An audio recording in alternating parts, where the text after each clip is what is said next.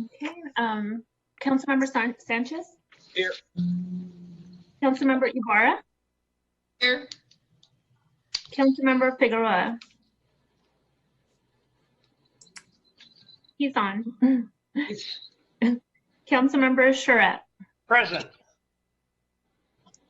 Councilmember Nickel? Here. Councilmember Richard? Here. Councilmember Mulvihill? Here. And Mayor Valdivia. Present. All right, thank you very much, Ms. City Clerk. Let's get right into our closed session. Are there any public comments? Yes, we have one. All right, if you would, please.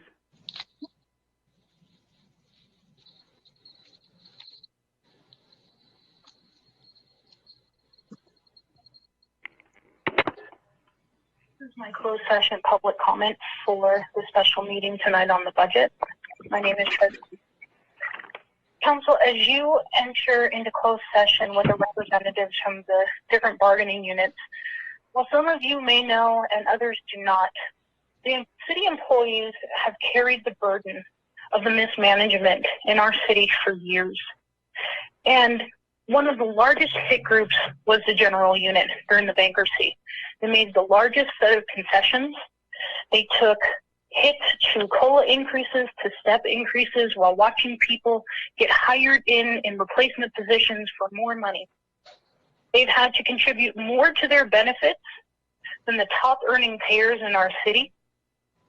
And what we find is that it is our first contributions, is the large salaries and the raises that have the deepest impact into what's going on in our financial future. And before you ask any of them to take a cut, why don't you ask the city manager to cut her salary to under $100,000? To ask the chief of police to cut his salary to under $100,000, and all directors to cut their salaries under $100,000. The top 30 earners in our city account for a bulk of almost $10 million. It's unacceptable to ask the least to continue to do the most when no example is being set. For the last 5 years, you have negotiated a 3.5% raise for the police department coming out of the 186 agreement in the charter. Nobody else has received that. Make sure you cut from those who have continually taken, not from those who have continually sacrificed and been there for the residents of the city of San Bernardino. This is a moment that things need to start turning around. When 84% of our city's budget is in the police department alone, don't go look at the library that makes 1.8 and has part-time staffers, or Park and Rec, or the second largest department, Public Works, with only $16 million. And union representatives, if you hear me, hold the city's feet to the fire on that. If our city manager, who lives in Redlands and watches what they do and watches the cuts that are being made to their employees with all the preparations, can't even make the same sacrifice in our city, then why should our employees that actually live here have to do that? Our police department, they don't live here. Our general employee unit, they live here. Thank you. Okay, thank you, Ms. City Clerk. Let's get right into it. Ms. City Manager, regarding labor negotiations. Just one moment. Let's make sure we need to remove.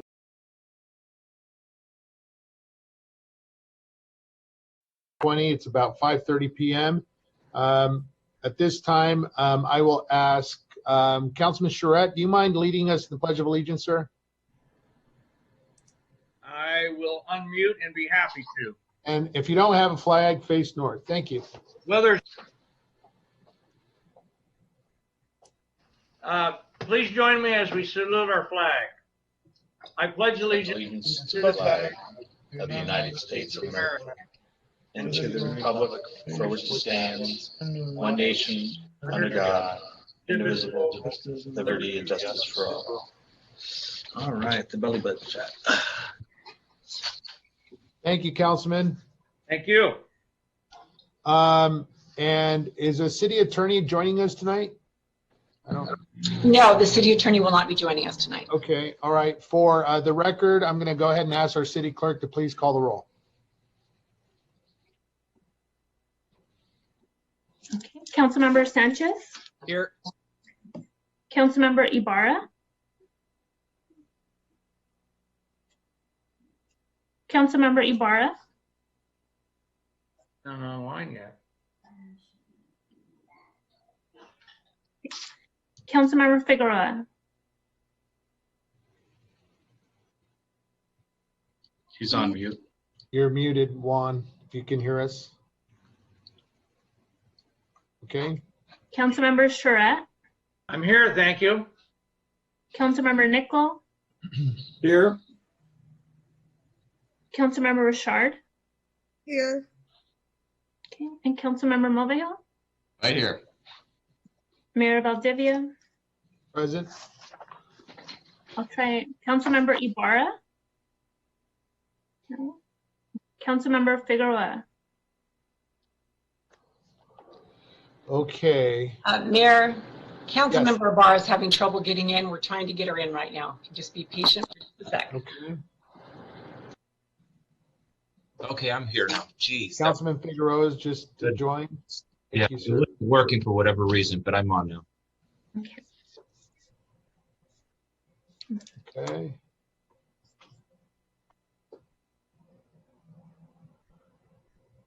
All right. Well, oh, I see Councilmember Barr. Are you there? Yeah, There you go. the link wasn't working for me, you guys. Sorry about that. Okay. All right. Thank you, council members. All right. Ms. City Manager, we have obviously a budget workshop tonight and presentation of preliminary fiscal year 2021 budget projections. And we'll go ahead and get right into it. Ms. City Manager? Thank you, Mayor. We're going to pull up the PowerPoint. If you can just be patient for just a moment. Terry, really quick, we have one comment for public comment. Thank you. Oh, I'm sorry. Go ahead. Moment. Public comment for tonight's special meeting on the budget for open session.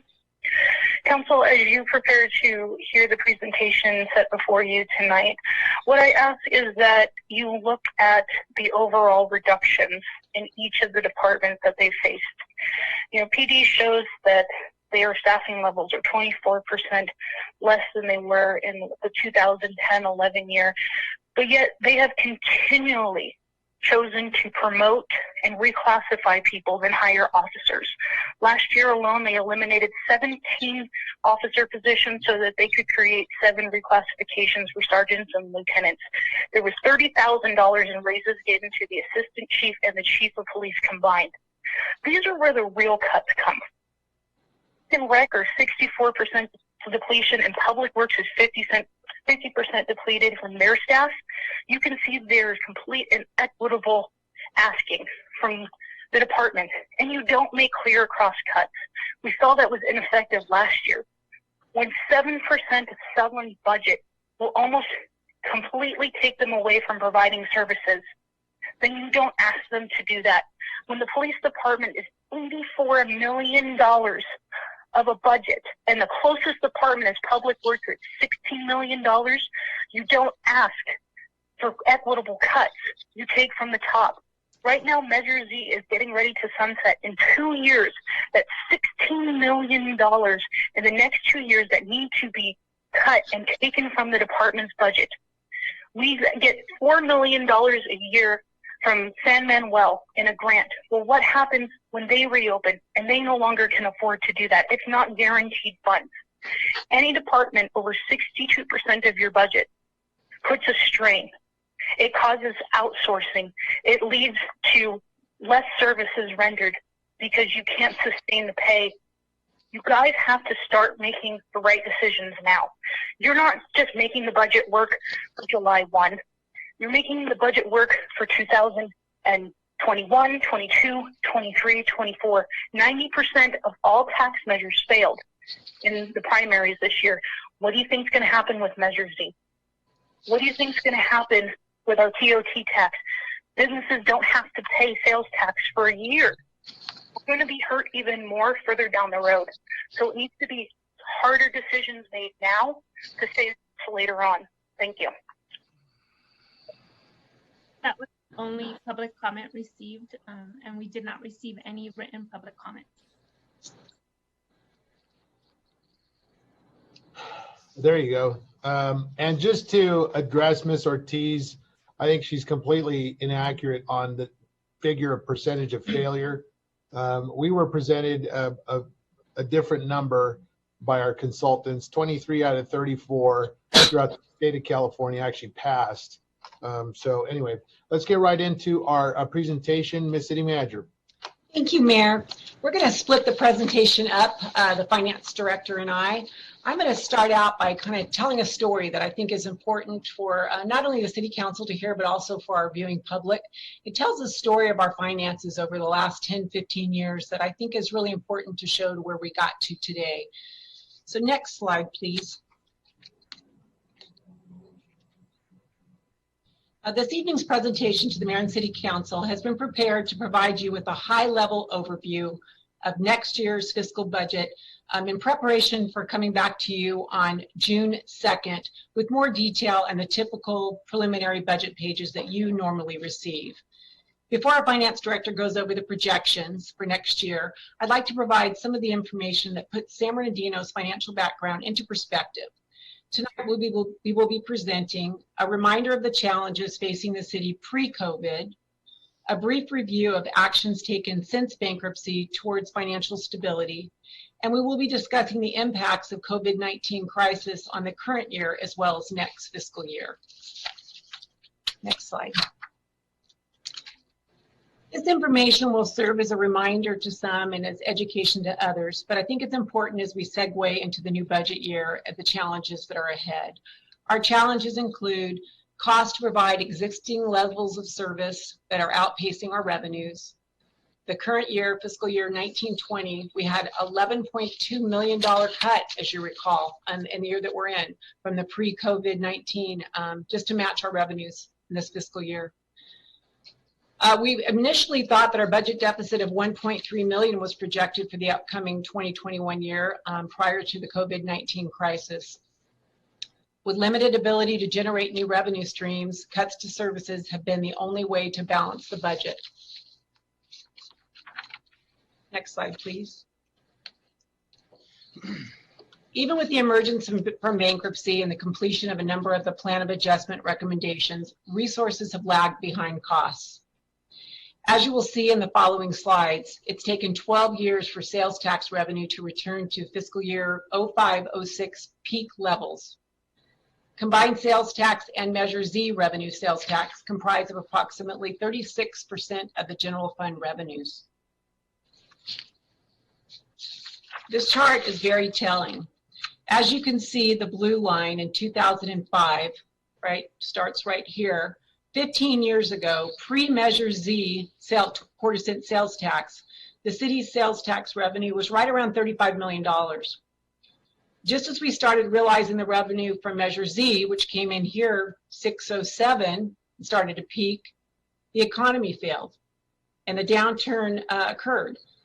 Not until 2018, as you get over here, did we start to climb back up to those 05-06 levels. We peaked at about 39.7 million in 18-19. And then out in our Measure Z revenue, as you can see all along, we're bringing about $9 million. It's a good thing we had it, or we would have had a much bigger gap. Next slide, please. Our utility user tax is the tax paid on electric, gas, cable, and phone, and it's been a steady stream of income for us over the years. In 2005, it generated approximately $2 million, and 15 years later, in 2020, it is generating just under $24 million. Next slide, please.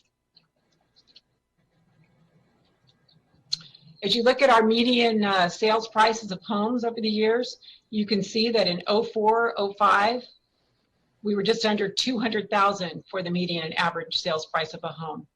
It rose up to around $300,000 in the peak of 06-07, before the downturn happened, and it dropped well below down here, actually below $100,000. It's been a steady, slow climb back up over the last 10 years. But as you can see, even in 2019, we are just over $250,000 for our median average home prices, and we have still not fully recovered from the 06-07 high of $300,000.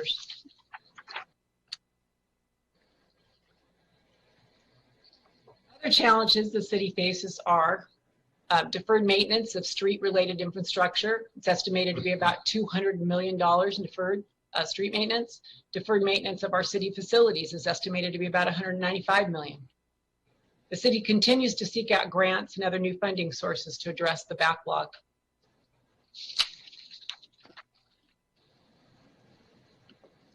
City services have not recovered to the 09-10 staffing levels in all areas, including public safety, street maintenance, code enforcement, library services, community events, and parks and recreation program and facilities, as we'll show you in the following pages. Our current police staffing is 24% lower than its peak in 2010-11, as you can see. At our peak here in 2010-11, we had 346 sworn personnel. We are down to 256 in 1920. Next slide, please. Our current parks and recreation staffing is 64% lower than the peak of 9-10 levels. We've gone from the high of 59 personnel down to 21, really 30, because 8 of our maintenance workers were transferred to the Public Works Department in 1920. Our current public works staffing is about 49% lower than it was in the 09 levels. From the high of 218 personnel, we're down to 107, but we do have to recall that we transferred our refuse operation in 16-17, and then those 8 positions were in public works from parks maintenance in 1920.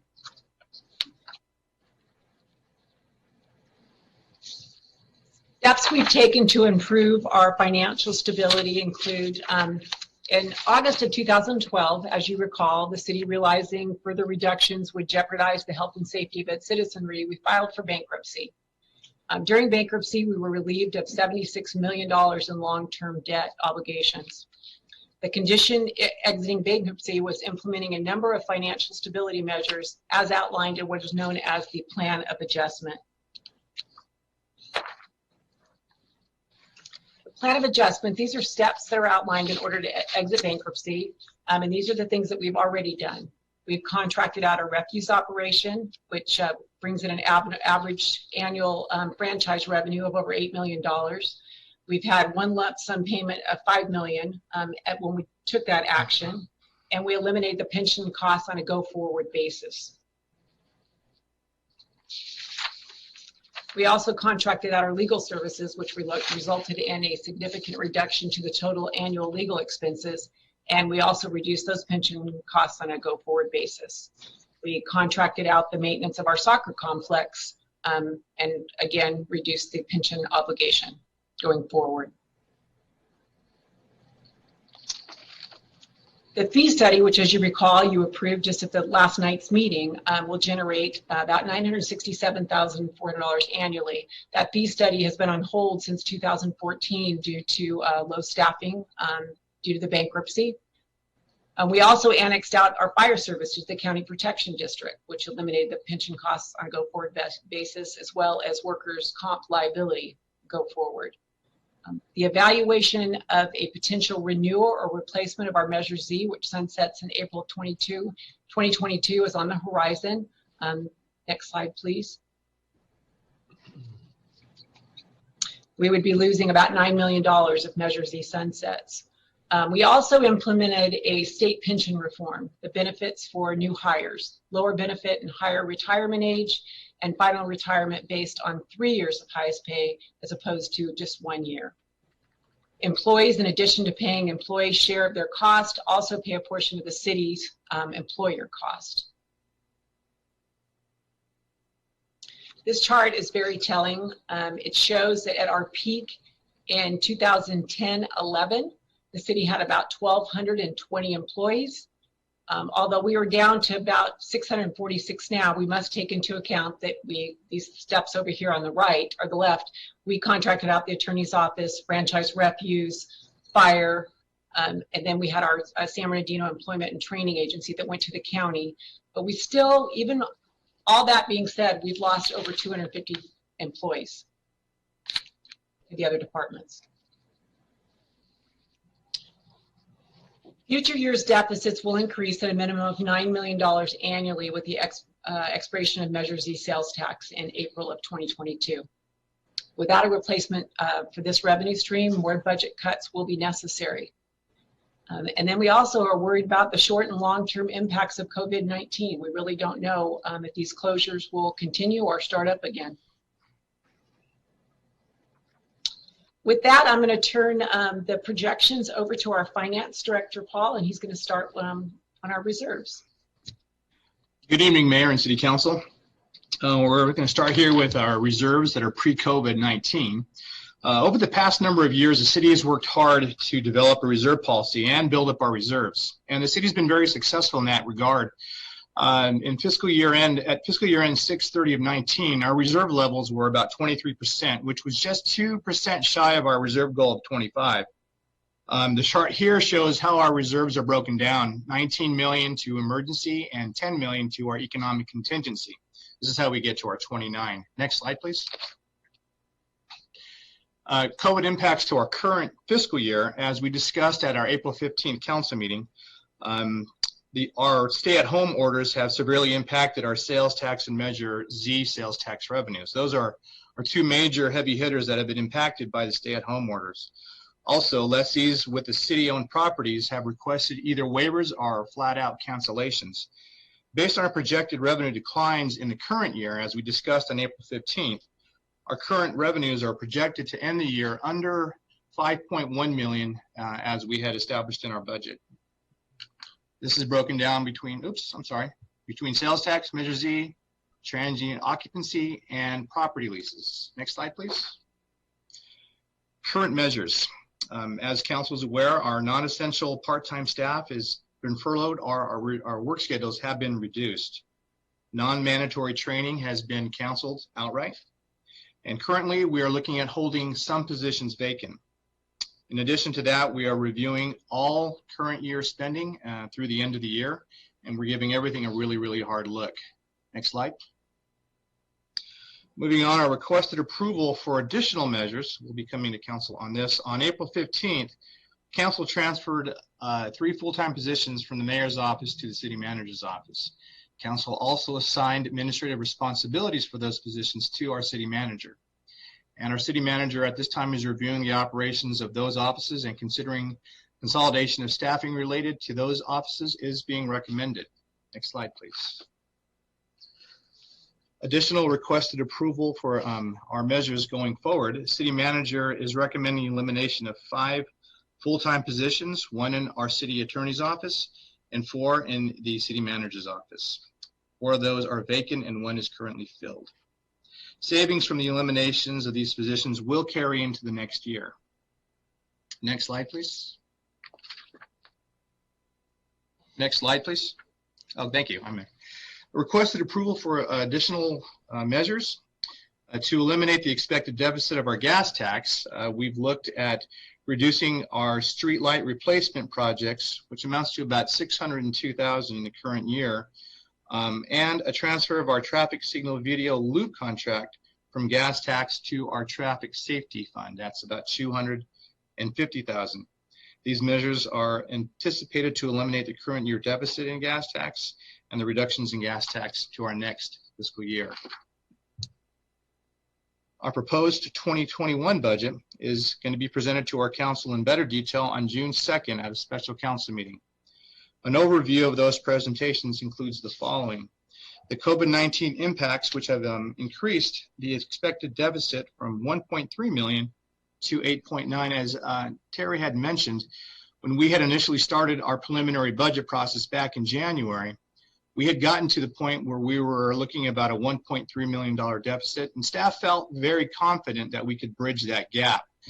As you know, in early March, we were hit with the stay-at-home orders as a result of the COVID-19 pandemic. And now our deficit is looking about $10.225 million. Sorry about that. Next slide. After conferring with our city sales tax consultants, the following adjustments to our sales tax projections have been made. Our sales tax projection has been reduced by $5.3 million in the 2021 year.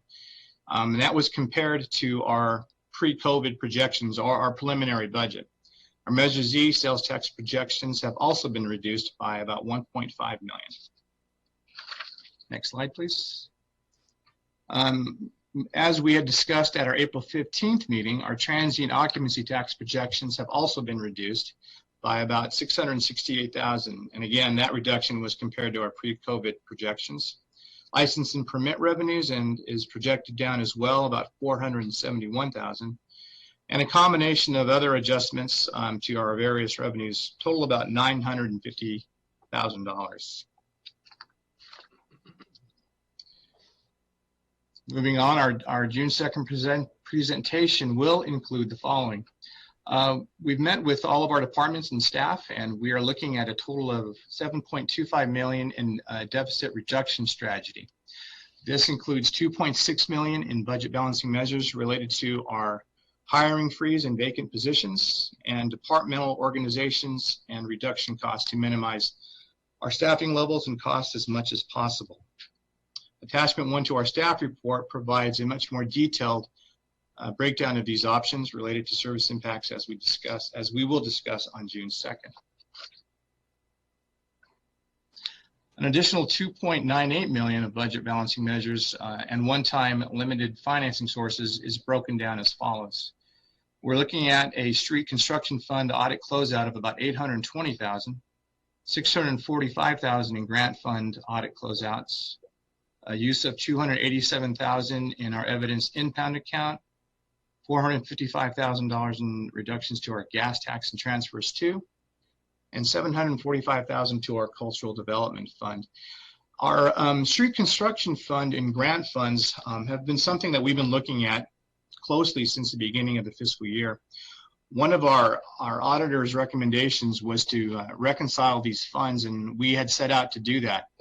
In doing that, we realized that we had several fund balances or cash balances that related to projects that were completed years and years ago and were just sitting in the fund.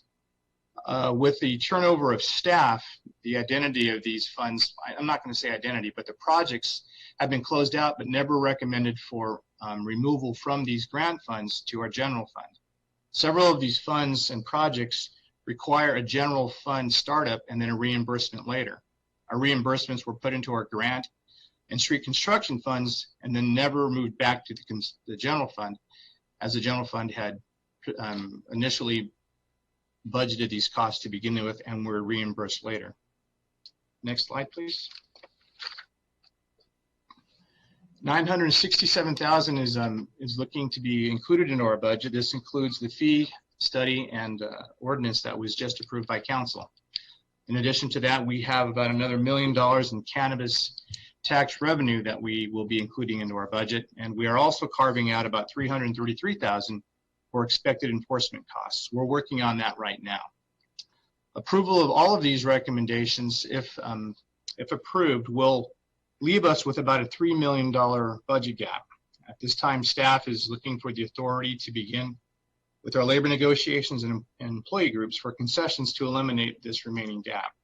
We will also continue to look for supplemental funding from the state and federal levels to offset losses to cover our COVID-19 related expenditures. As you are aware, the city has been notified about our CARE grant, and we are looking at possibly using some of those funds moving forward. Our city manager can speak to that a little bit more. Next slide, please. It's important to remember that the further use of our general fund reserves is not tenable. As discussed earlier, our reserves had been built up and then we had to reduce them for the current year based on the revenue declines as a result of COVID-19. Moving forward, our COVID-19 impacts had decreased our reserves by $9.7 million down to about former reserves to about 29 million. With COVID impacts, reserves are expected to reduce to an additional 24 million, or to 24 million by the end of the current year. If measures to reduce the projected deficit are not taken, our general fund reserves are estimated to fall to about $14 million by the end of the fiscal year 2021. Next slide, please. Council, this is an overview of our general fund preliminary budget. It's a summary, and if you look at our pre-COVID numbers, this is what we were looking at before the impact of the stay-at-home order from the pandemic. Our beginning general fund balance for the year was about $29.2 million.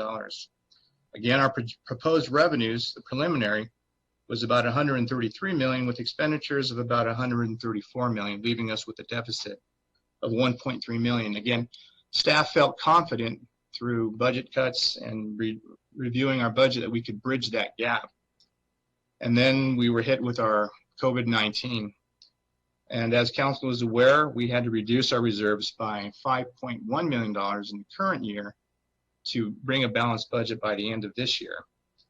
Moving forward, our 2021 budget is now reflecting a drop of about $8.8 million in our proposed general fund revenues, down from 132 to 124. Moving forward, we're looking about a $10.2 million deficit in the 2021 year. And that will conclude our presentation. We'll take any questions or concerns council may have at this time. Thank you, Paul.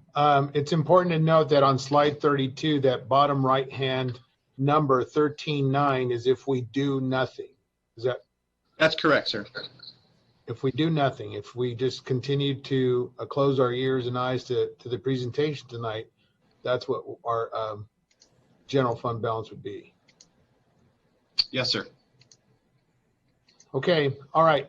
Thank you. Very good. We appreciate. I do have a question on the revenue side, proposed revenue, that 124, 103. How did you get that number? I'm just curious. I want to know your algorithm. How did you forecast your revenues? Well, what we did is we worked closely with our property and sales tax consultants and several of our other consultants. And what we had learned from our sales tax consultant is that our current year revenues from our preliminary were going to come down about $5.3 million in general sales and use tax. And our Measure Z estimate was down about 1.4. We have an outside consultant that provides us with a quarterly update on our sales taxes. And they've been monitoring the sales tax as we have. To go a little bit more into that, they provided us with a breakdown of where the city will see its declines in specific sales tax, and it's pretty interesting. They gave us a breakdown, and it looks like our auto and sales taxes are trending to, general consumer goods are looking about 30% below our preliminary estimate. Auto and sales taxes is down 34%. Restaurants and hotels is projected to come in 35%, but we think it's actually going to be a little bit greater. Business and industry is looking down in use about 23%. Fuel and service stations are down 32%, but we think that might even be a little bit more. And building construction is down about 26%. All right. Thank you very much, Paul. Let's open it up to questions from council, comments. Yeah. On page, the slide number 29, Paul. Yes, sir. You have street construction and fund audit closeout, and you're talking about shifting, funds were shifted between those. Can you explain? You bet. That's a good question. Some of our street construction programs require that the city spend money up front, and then we're reimbursed later. Okay. What we've done over years is we've used our street construction fund to begin the construction and to track these costs. As the revenue comes in, it is booked or recorded to our street construction fund, and the expenditures are also booked there, but also booked in our general fund. Okay. What is supposed to happen is when the projects are completed, the remaining balance the grant revenue less the expenditures, is supposed to be transferred back to the general fund to reimburse for the initial cost that the general fund had incurred. We found through a review, and we've been doing this since the beginning of the year, is to try and just reconcile these accounts and clean them up. In doing so, we found that we had several projects that were closed out well beyond 12 years ago. And we never moved those funds to reimburse our general fund.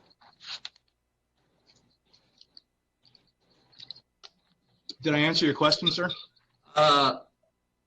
Yes, is that a positive? I mean, That's a positive, sir. That's Okay. a positive. Thank you. Yes, sir. Okay, thank you. Any other council members? Councilman Charette.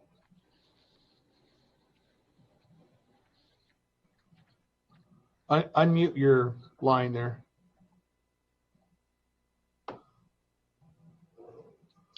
Unmute. There. There Got you it. go. Yep. Sorry about that. Thank you.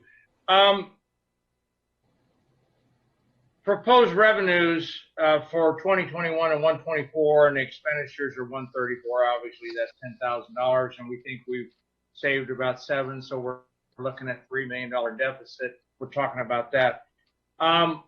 What I'm concerned about our reserves, and have we anywhere, maybe I should know this and I don't remember or whatever, have we established a percentage or a number of what our reserve should be based on whatever our general fund budget is? Yes, sir. Some years ago, the staff had worked hard to develop a policy that would bring our reserves to a 25% level of current budgeted expenditures. And at the end of, I believe it was 17-18, we were about 23% there. We were shy 2%.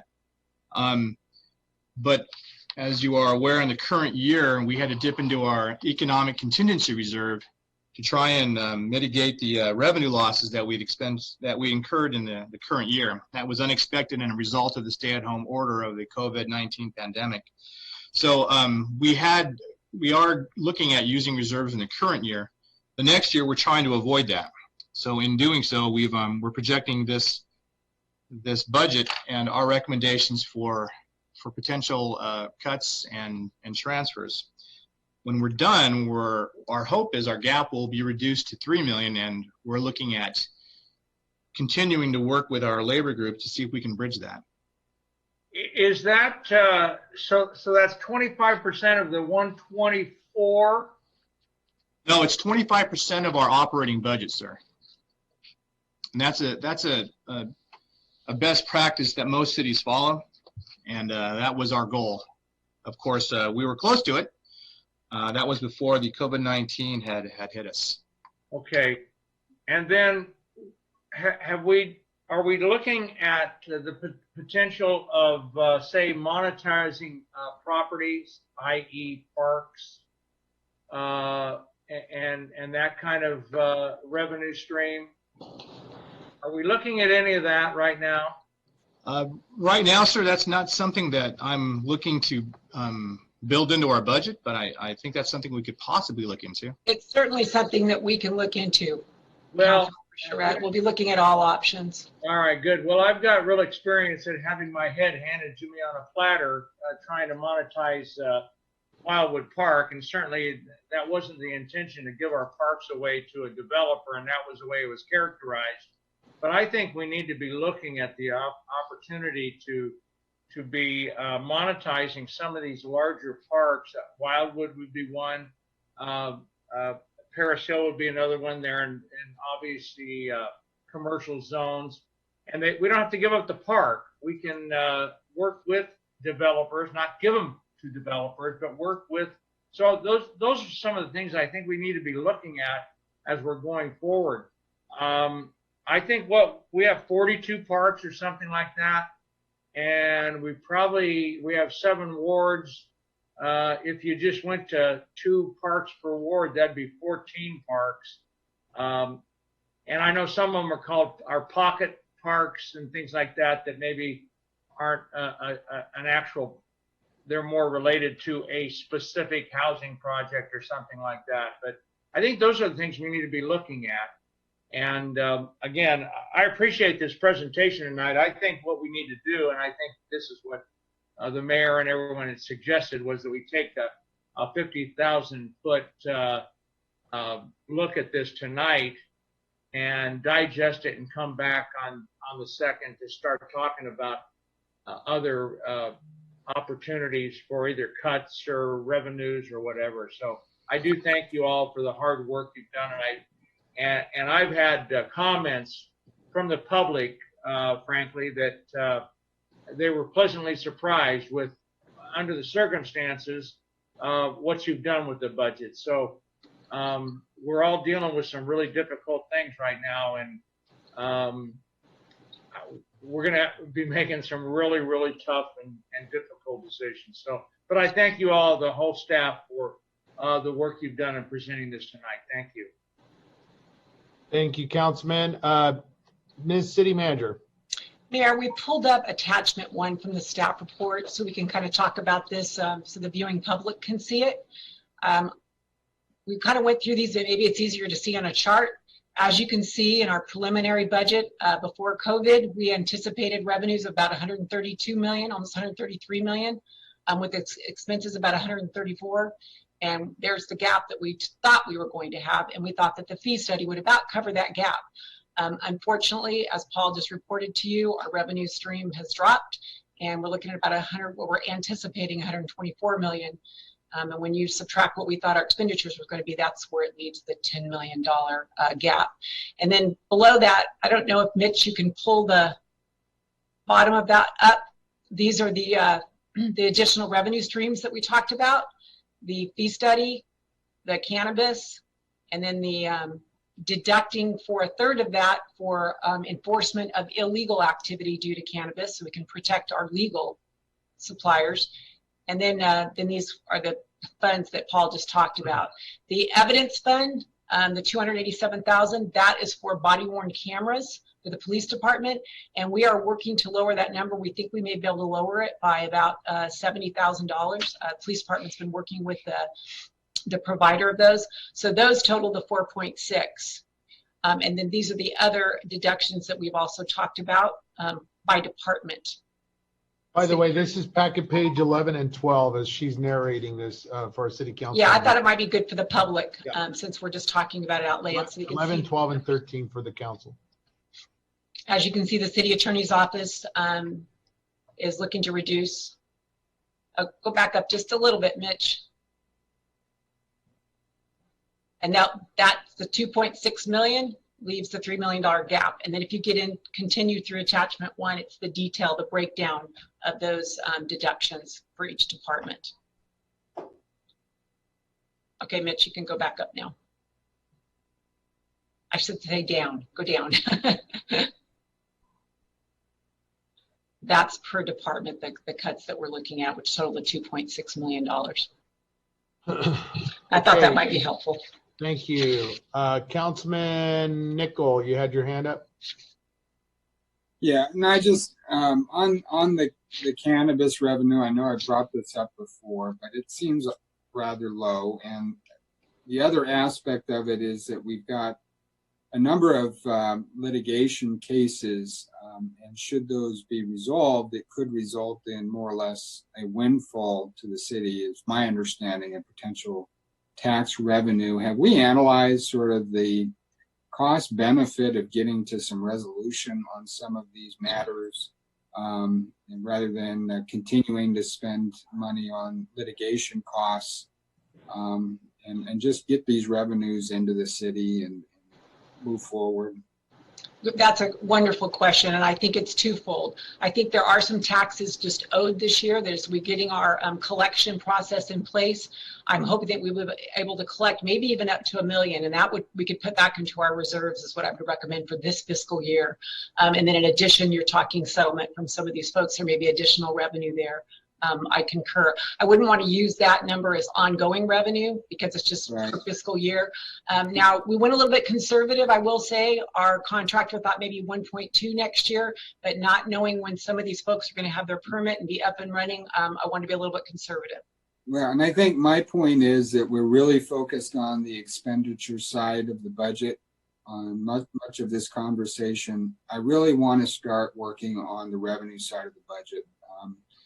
We always talk, well, you know, certain departments take a certain percentage. I'm really interested in what the per capita cost is of services for our city compared to other cities. And if our per capita costs of providing a service are significantly lower, then that means we really need to focus on revenue, folks. It's not so much the expenditure side of the equation that's the problem.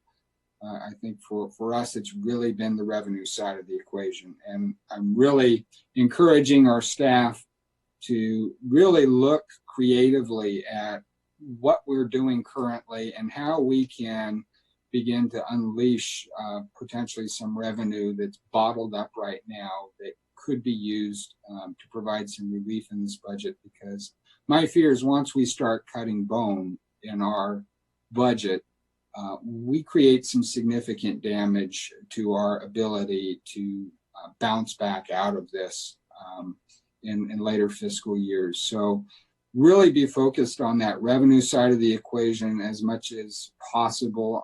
Obviously, we do have to cut. That will be necessary in some cases. But if we aren't also focused on revenue, we will be back at this point again. So I just encourage our staff to look at that side of the equation as well. Thank you, Councilman. Councilmember Barra. Thank you, Mayor. I have some questions. I do want to thank our staff for this report. It kind of starts the conversation here, and I do have some questions. The first one will be on page 35. These were the COVID impacts that we had to make some necessary measures in order to save money on the city. And Ms. City Manager, I know I had asked back on the May 1st meeting, how much savings are these measures that you practice, that you push through? How much in savings is that for the city? The furloughing the part-time staff, reducing the schedules, the training, the travels, and then holding those vacant spots. Like, how much have we saved with those measures alone? I don't have an exact number for you because we have to get our year end in. Part-time, it wasn't that much savings, I will be honest with you, but we didn't have a job for them as well. So we couldn't employ people that we didn't have jobs for. We will have to get, with a travel, we'll have to see what the year end is to see what the savings were in those categories. And as far as the cuts that we're making to this fiscal year that we're talking about, that you're making a decision on tonight, when we pay out those employees for their leave time, there's not much of a savings for this time, but it will give you a full 12 months in the following fiscal year if you make those cuts as of June 1st. Do you have like an estimate? Is it below or over 100,000? It's probably below 100,000. Okay, that's one question. Thank you. one moment. I have my list here. The next one on page 37. My question is. There's 4 positions that you're recommending that we eliminate in the city manager's office, but there's 4 vacant and 1 filled. Where would those 4 be from? Will it be the filled one, or will it be any? Let me see. Thank you, Mitch. Mitch just pulled it back up. Here's the individual positions. For the city attorney's office, it's deleting an administrative analyst position. And for the city manager's office down here, it's deleting the mayor's chief of staff, the assistant, which is a filled position, the assistant to the mayor position, which is vacant, the senior customer service representative, which is vacant, the analyst 2 in our department, which is vacant, the administrative services officer, which that was Rebecca Kramer's old position before she became assistant city manager. And then we were going to, before the budget cuts, we were going to add a senior management analyst after deleting those 2, but now we're realizing we can't do that. So we're asking you to hold it vacant to save some funding for next year. And then we took some reductions to our professional and contractual and other accounts. And we also transferred some funding to the community economic development so they could have an economic development specialist. And those totaled this $762,000 for the city manager's office. Okay, so the 4 vacants will be the ones that were originally in the mayor's under the mayor's staff that we transferred to you, correct? Correct. And there's one filled. That was the chief of staff, which we And cut that's- as And well. so in total, we're not cutting the 4, it's 5, and that will mostly be the ones from the city, the mayor's office then, Yes, the that we position. transferred to you. Okay. Correct. So that's that one. And then next question I have. On page 38, maybe Mr. Paul Espinoza can answer this one. For the streetlight replacement project, how does that affect the current projects that we have in the pipeline to fix? That's actually a question for our public works director. Oh, Kristen, sorry. Good evening. So what we did when we were looking at our reductions and the ways that we could contribute, this was a CIP project that Alex actually had in process. And so what we did is we contacted the contractor that this was awarded to. We established where we were at in terms of their progress on the project. And this project was funded with gas tax at the time, what would have been fund balance. So basically what we are looking at is a couple of things. Number one, if we're able to find an alternate revenue source to be able to fund this, whether it be grant funding, we will pick the project back up. If we find we've got our fingers crossed, that the gas tax revenues actually come in higher than anticipated, and hopefully we get some better news, then we'll go ahead and we'll reinstate this CIP project. So the project was probably, and I'd have to have Alex correct me, but I'd say it was probably about 40% completed. It was over $1 million project initially.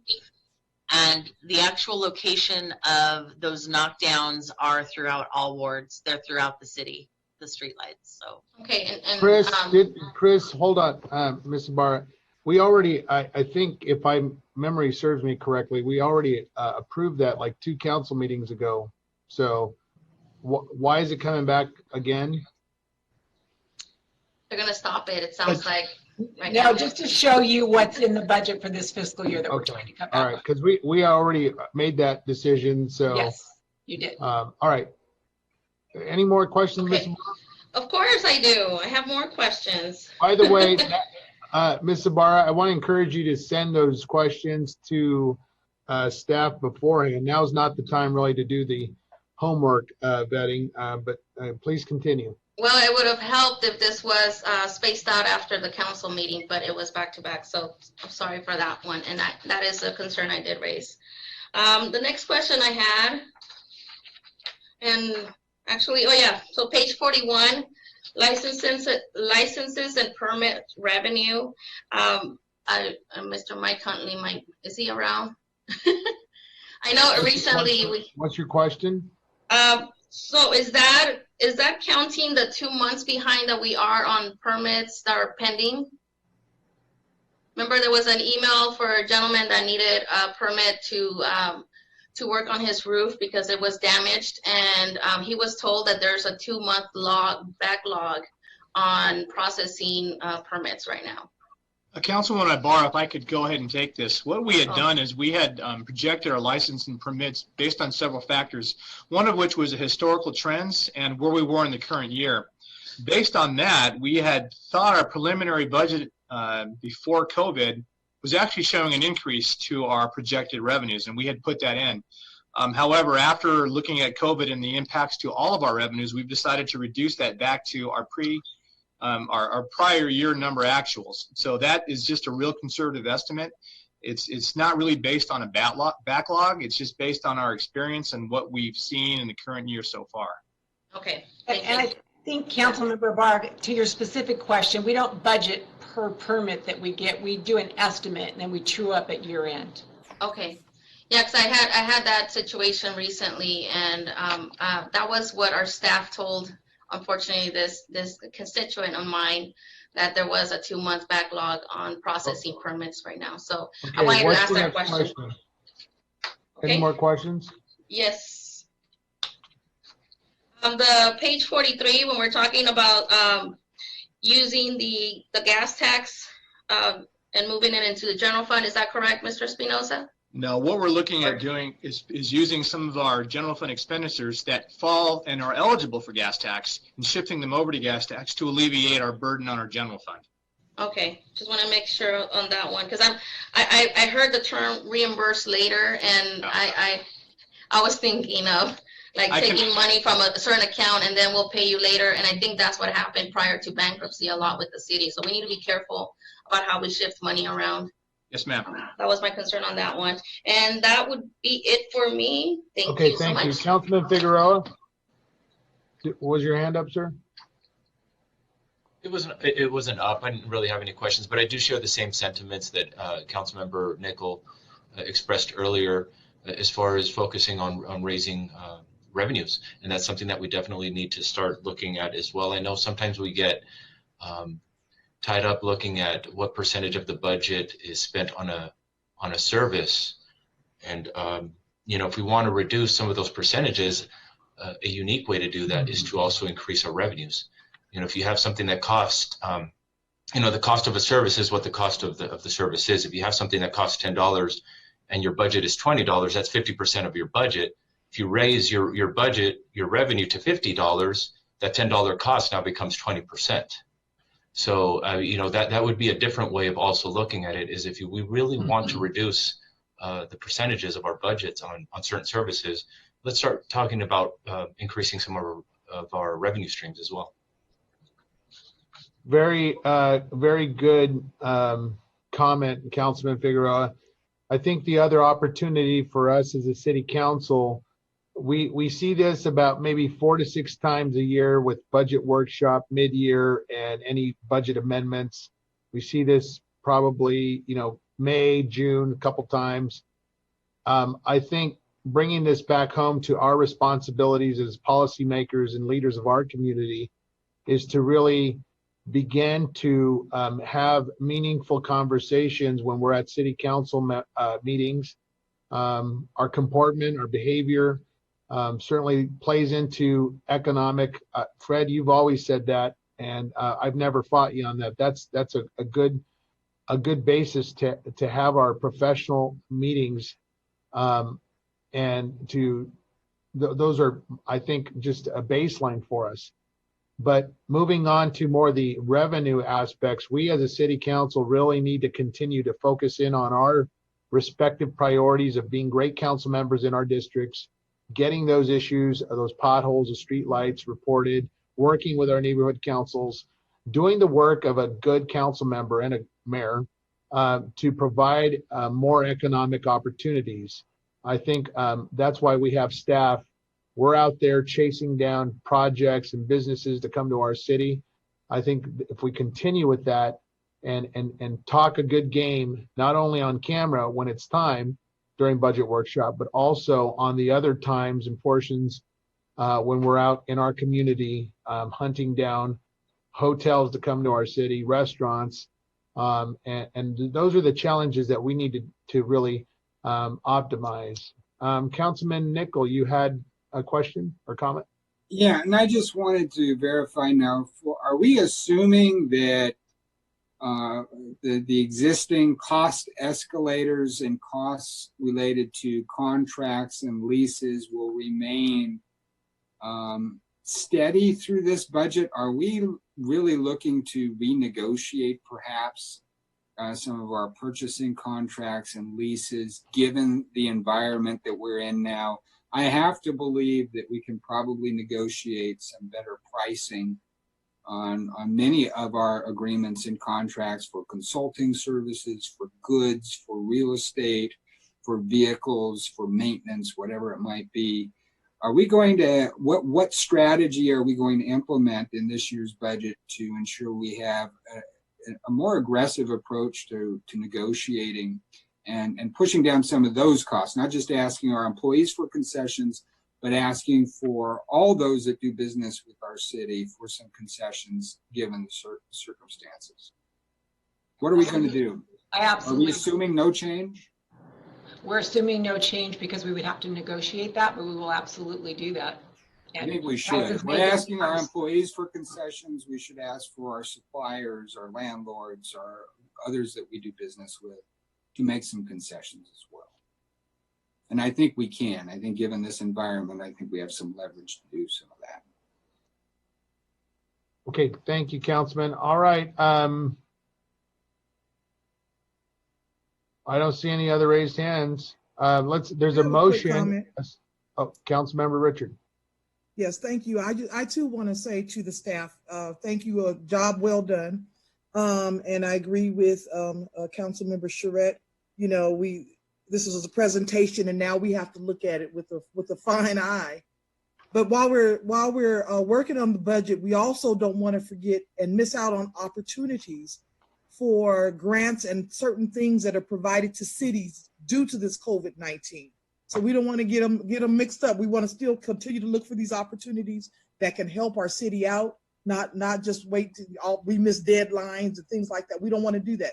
We want to focus on the budget, but we also want to focus on the funds that are available to help cities out. Okay, thank you. There's a staff motion from our staff. Just receive a presentation. No, there's actually a motion. Negative. There's if you read the last line there, Jim, it's to amend the fiscal year. So is there a motion for approval on the staff recommendation tonight?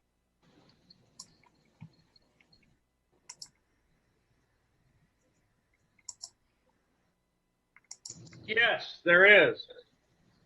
Okay, that's a motion for approval of staff. Is there a second? I'll second it. Okay. Ms. City Clerk, if you would please call the roll. Councilmember Sanchez, Yes. Councilmember Ibarra, I'm half and half. I'm gonna have to abstain on this one. Thank you. Councilmember Figueroa, Yes. Councilmember Charette, Yes.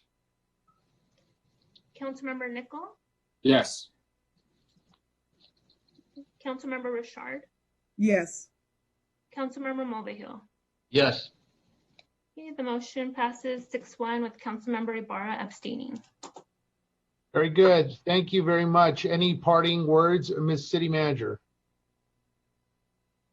I did want to give the council some hope that we are following up on these CARES Act. We continue to hear that there will be some revenue replacement dollars for counties and cities, and we certainly can't count on that. We have to balance our budget, but I did want to give you some hope that we are holding out hope for that in the CARES Act 4 package.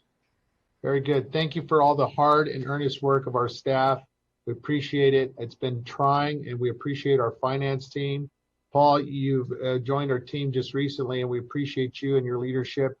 And to all, we have more discussions. This is just the opening session of our budget workshop, so there'll be more opportunity to opine. But I think for tonight, we have some direction that we've given to our finance team. And again, thank you all, City Council members. Our meeting is adjourned. Thank you.